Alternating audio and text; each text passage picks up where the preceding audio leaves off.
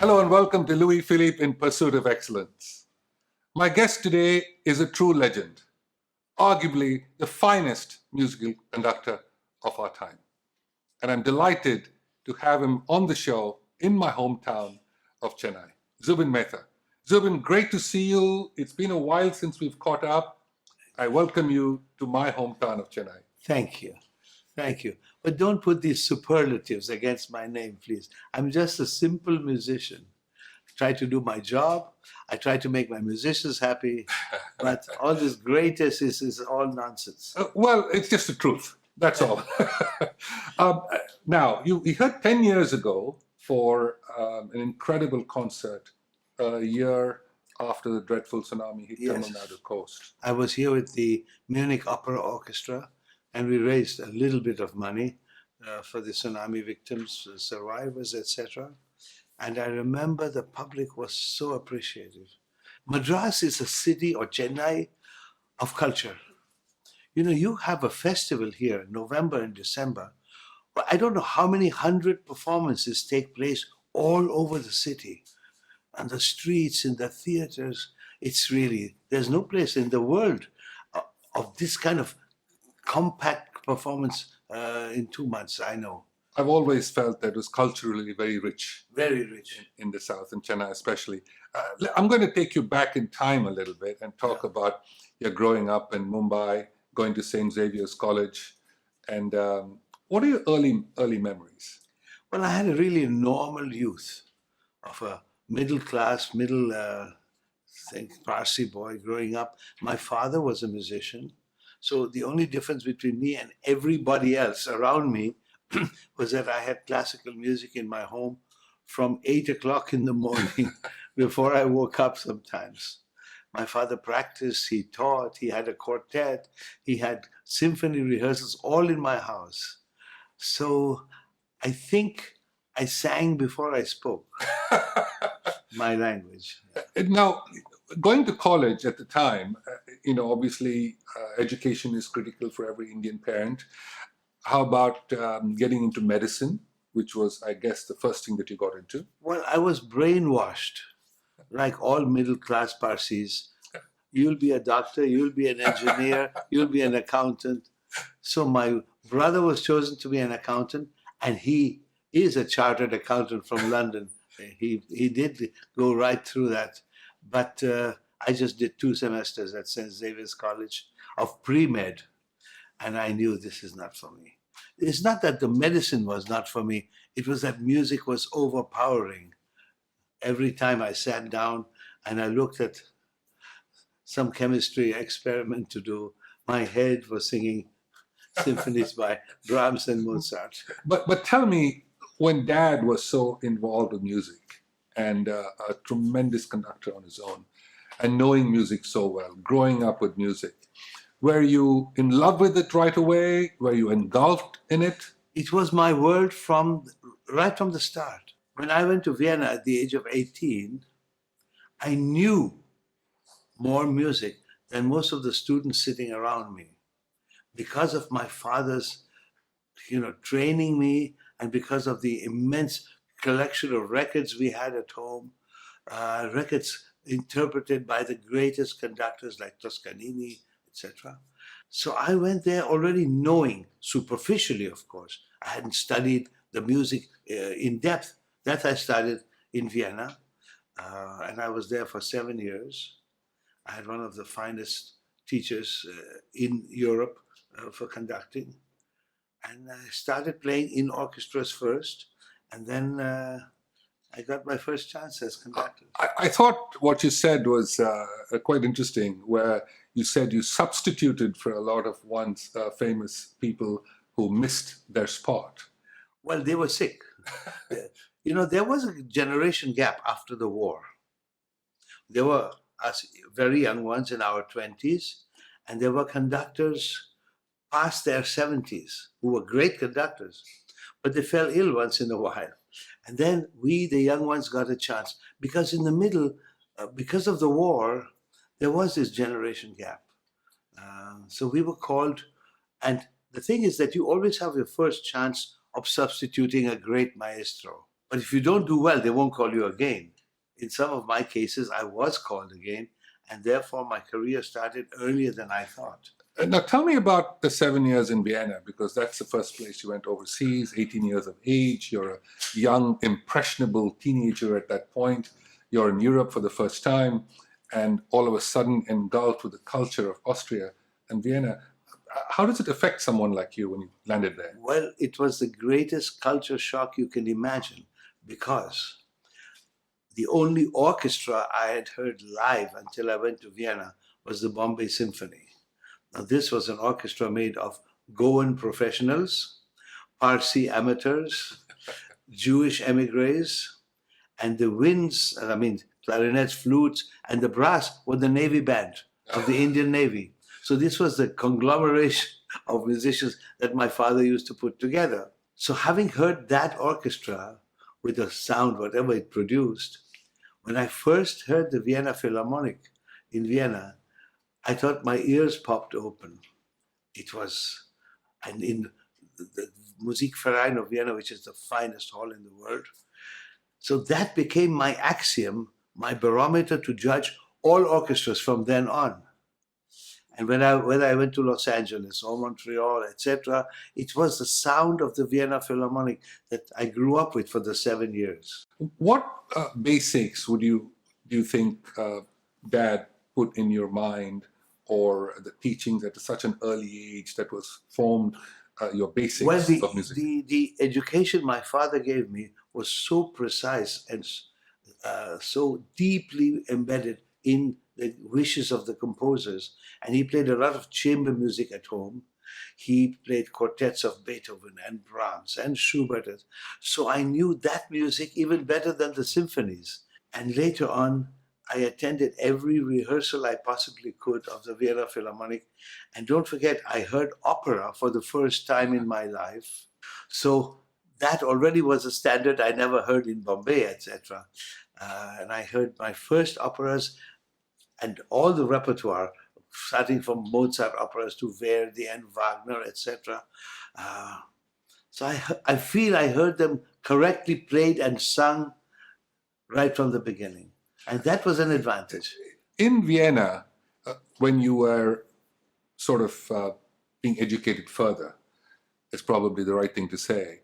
At what point did you feel in Vienna that, I can do this worldwide? I can lead the greatest orchestras around the world? I never felt that. I never knew what would happen. I'd practiced on my bass that I played in various orchestras as substitute. I studied my scores. I went to rehearsals. And then my father, who was already in Manchester then, he was the assistant leader of the Halley Orchestra, great orchestra in Manchester. He told me about a conductor's competition in Liverpool. So I applied. What have I got to lose? And I won that competition, which nobody expected. And the prize was to be 1 year as an assistant there. And that's where I bled for the first time. Could you tell that there was so much more to learn at that point with the people who were teaching? I still say that. We just never stop working, and we never stop learning. Even the pieces that we have played often and often, like for instance, I'm now conducting this great Australian World Orchestras, really one of the world's great orchestras. And I'm doing a Symphony No. 2 of Brahms, which I've done quite a few times in my life. And yet, these are different musicians. They are interpreting themselves. They give me suggestions. I'm still learning. So, of course, in the 1 year that I spent in Liverpool, everything I did was for the first time. I really stumbled a lot. And the orchestra there was quite unforgiving sometimes. But that's how we started. Vienna obviously is a highlight of anyone doing something like this. So it always, going there for the first time at 18 years of age and being overwhelmed by it all, and then realizing that there's so much to learn, and then using that stay there to be able to learn in the 7 years. You're right, absolutely right. Is it also at a time in Vienna that you felt that it was time to move on, to go to America or to Canada?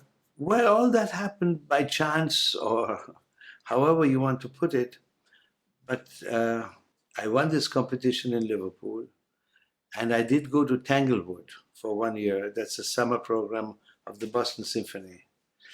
And there an agent got to know me and slowly started giving me little conducting engagements. These conducting engagements got, thank God, went very well. And again, the Montreal Symphony had a substitution, and they called me. The Los Angeles Philharmonic conductor fell ill, and they called me. And that's how it started, really. And both the Montreal Symphony and Los Angeles Philharmonic then offered me jobs. And I stayed in Los Angeles for 16 years, in Montreal for 7 years. And I must tell you, my 30 or 32 years, including then with the New York Philharmonic, were some of the musically happiest years and most fruitful years. And I was so welcomed in the United States, always well treated, that I learned a lot. Now I'm come back to Europe, mostly, conduct my Israel Philharmonic, I have my opera in Florence, and the life goes on that way. And there's still a lot to learn. Yes, absolutely. When you talked about your 16 years in Los Angeles, I watched you there. Yeah. And I know we've met there on several occasions. But when you look at coming into a new world-renowned orchestra like the Los Angeles Philharmonic, Disney Concert Hall, and so on and so forth, Hollywood Bowl, and these various iconic places that you've played at, nerves, tension, bringing the musicians together? Well, in the beginning, nearly every program I did was for the first time. So I was studying a lot.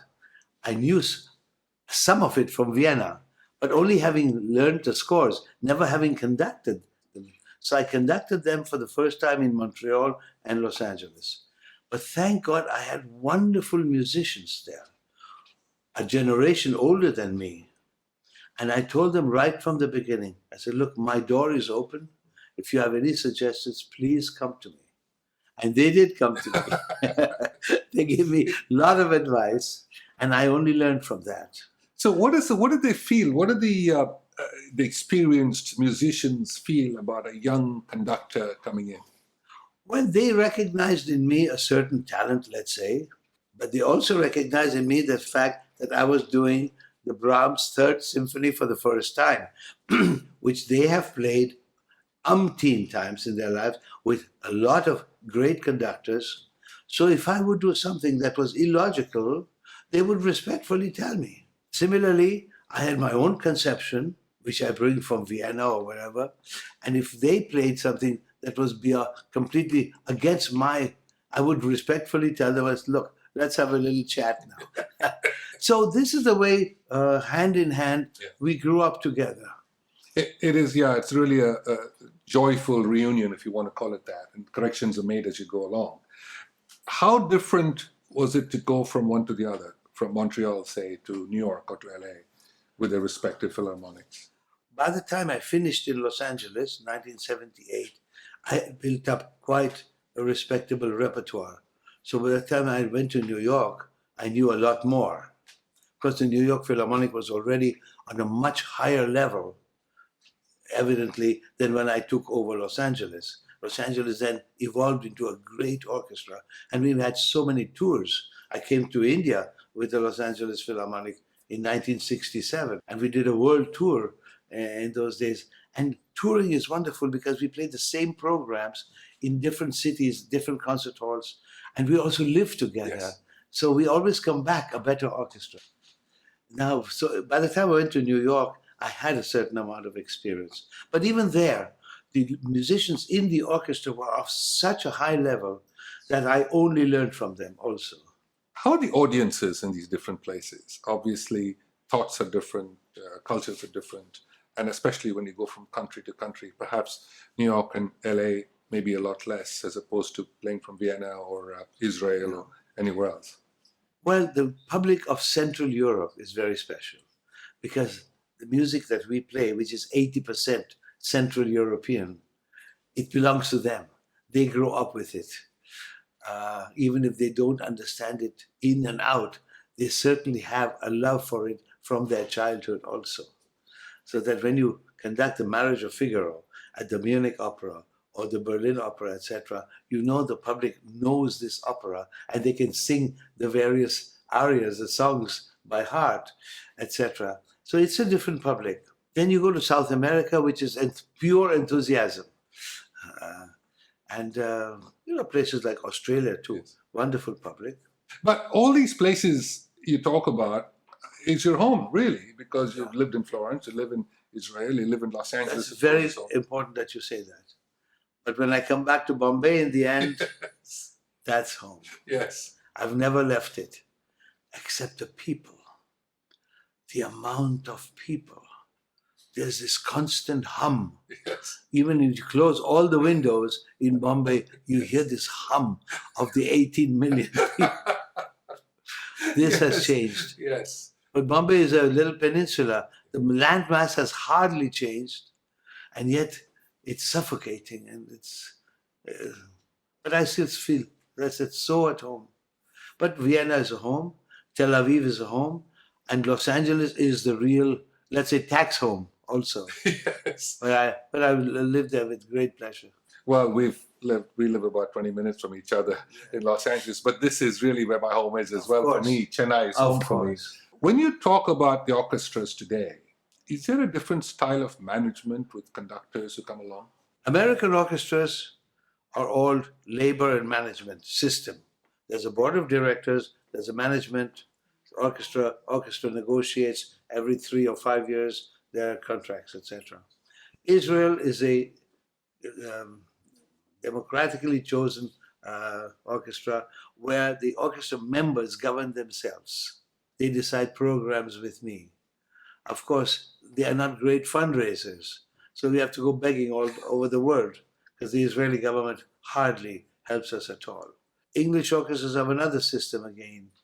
German orchestras are very well off because the state takes care of most of their needs. Austria also. When you talk about concerts and opera and the orchestra and opera, how do you differentiate when you actually get in there? When you for lay people to understand it well enough, how would you explain the difference? Conducting a symphony and an opera is really completely different way. Because in an opera, you have singers who are acting out a part in a play, plus singing. So it's an actor speaking his role. He can turn around and go to one corner, but you can't do that in an opera because you might lose the singer. You can't lose the music, the line of the music. So you have to keep the singer always in your line of vision, of thought, control the drama, as well as conduct the orchestra, etc. So it's a two-way thing in an opera. Very challenging. Very. Symphony is a more esoteric form where a composer, especially a classical composer from Vienna, builds a certain form. You have a sonata form, you have a rondo form, you have a minuet form, and it's your job as a conductor to explain to the musicians during the rehearsals what part of the symphony, what they are really in. Because they are playing one part, which is obviously very difficult. They lose themselves gauging the form of the music. So it is our duty in the rehearsals to make it clear to them. The Three Tenors. I mean, that was a magnificent show. Worldwide audience of billions of people. How did that feel? Well, that happened actually because Jose Carreras had a long illness and he had just come out of this illness, thank God for his treatment he had for leukemia. And the two tenors, myself and the manager, we said, let's do a concert to welcome him back. That was the whole gist of the birth of the idea. Then, of course, all of them love football. So they said, why don't we do a concert in Rome the night before the finals? And that year, 1990, yes. The Football World Cup was in Italy. And Luciano was singing with me in Florence before that, in any case, opera. So we all met in Rome. We decided what each one was going to sing. I must say, They are so friendly with each other, these three. I didn't expect that. I thought there would be a little tug of war, Yes. enmity, nothing. You want to sing this? Okay, I'll sing. There's so much to sing. And then it was my idea that three of them have to sing together at Yes. some point. Yes. So I asked my friend Lalo Schifrin in Los Angeles, a great movie Yes, composer, of course. and they gave him songs, popular songs of their liking, and he put it all together. So that's when they all sang together too. Incredible. And we didn't expect, we weren't paid for that first concert at all. All went to charity. We went to Jose's Leukemia Foundation.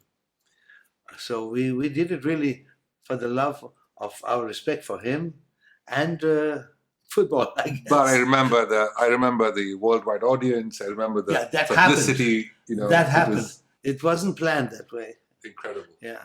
When you look at orchestra today and conducting of orchestra and musicians getting into orchestras and so on, how much has it changed over the years from the time? Obviously, there are changes in every walk of life, but has there been major changes? Well, in some parts of the world, public appreciation of classical music has gone down. I think in the middle of the States, therefore, programming has to be much more imaginative. In Vienna, Berlin, Munich, nothing has changed. There, the love of their orchestras or their conductors is so that they don't have a problem filling houses. In Italy, if you don't do Italian opera, you won't have too much of a public. Now Wagner is getting popular in Italy. I recently did the Ring of Wagner, 4 very complicated operas, and in Florence, and it was always full. We were quite surprised because when I did it in 1980, it was half full. So things are changing also, are developing. We always talk about the film business and how music makes a film, whether it's an Indiana Jones, whether it's a James Bond, whatever it is, the music kind of just absolutely opens up the film completely. And the distribution of film has gotten to a variety of the social media networks now. Does that kind of a short attention span of the future generations bother the music? Well, there used to be in every studio in Los Angeles its own orchestra before. And we had great European composers living in Los Angeles composing for the films. I mean, Gone with the Wind with Max Steiner. They had their own orchestra, David O. Selznick, etc. Today, what happens with these, detective films is that they keep on playing one rock and roll record after the other. After the movie, you see about 30 records that they've played. I don't appreciate that as much. But they are using orchestras now and again, and composers do, have a field day. Maurice Jarre, Yes. or John Williams. John Williams. Yeah. They are great composers who compose for the various films of John Williams, always does for Spielberg, etc. And they are very fine musicians. In living in Los Angeles, I've known all of them quite well. But I also knew the past generation of Hollywood composers, all Europeans, who were so into classical music privately. They would always come to the concerts and then we would discuss. It's not that they just compose for films. They had to run away from Europe, unfortunately. That's why they were in Los Angeles. It's amazing. I mean, when I always look at these kinds of things that happen, and are we able to keep up with the times, is always a question. You've had numerous accolades over the years, and obviously honored by the UN and so on and so forth. But the one thing that always sticks out for me is that you have a star on the Hollywood Walk of Fame. I also have a Padma Vibhushan. I'm very proud of that. There we go. In my own country. And because I don't live here, I don't even know if people know about me, etc. So to be honored by your own country is very special. And 2 years ago, I got the Tagore Award. Yes. From the president. And I was very touched, very touched. Does this inspire you to do more? Is it something that you continue doing? It gives you a little bit more of an inspiration? Well, I want to do more. I come every few years to India, raise money for my foundation in Bombay. the Zubin Mehta Foundation named after my father. But 2 years ago, I went to Kashmir with the Munich Opera Orchestra, and it was my dream to play in India also in a place of crisis. I've played in Sarajevo during the Bosnian War. I played constantly on the border between Israel and Lebanon, etc. Although it was quite a difficult venture, because the separatists in Kashmir at the last minute just didn't want the concert to happen. But the German embassy was behind this concert, and the Kashmiri government and the Indian government too. They all supported it, and so you go ahead. They completely refurbished the Jahangir Gardens of Srinagar, and about 1,200 people came free, and Hindus and Muslims sat together. Beautiful.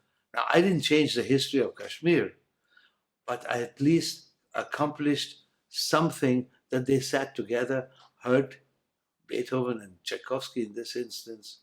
And when it was televised, because the separatists said not to go to the concert, 70% of Kashmiris heard this concert on television. This they couldn't stop. And that pleased me a lot. So I hope I can go back there. I really want to go back to Kashmir. I've always said that music and sport is universal. It's something that it's only a question of excellence, how good you are, how fast you can run, how high you can jump, and so on and so forth. And it brings people together. It's the greatest form of communication. And music is something that brings people together on a regular basis because people know the quality of someone's incredible talent. Well, you started something in India, and now finally it's taking. There are young Indian tennis players that are getting better and better. Coming along. Yes. Coming I'm proud along. of that.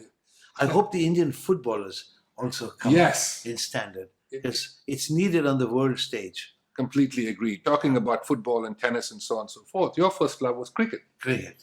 As most Indians are, pretty much. It's a religion in India, as you well know. Before I let you go, I must ask you about what you would say is something that you can relate to in the quest for excellence. In the pursuit of excellence, what do you think youngsters, the next generation, should focus on?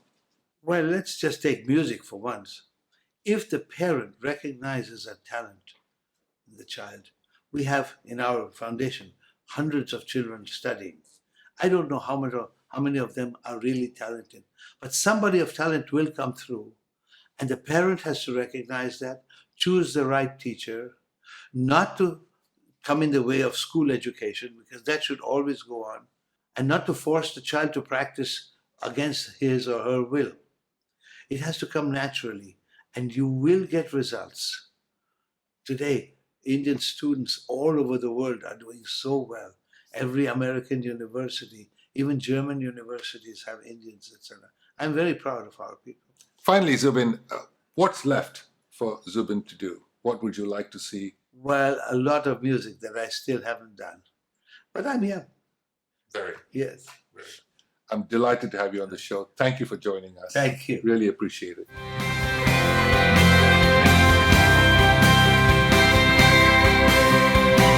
You can also watch this episode online at louisphilippe.com.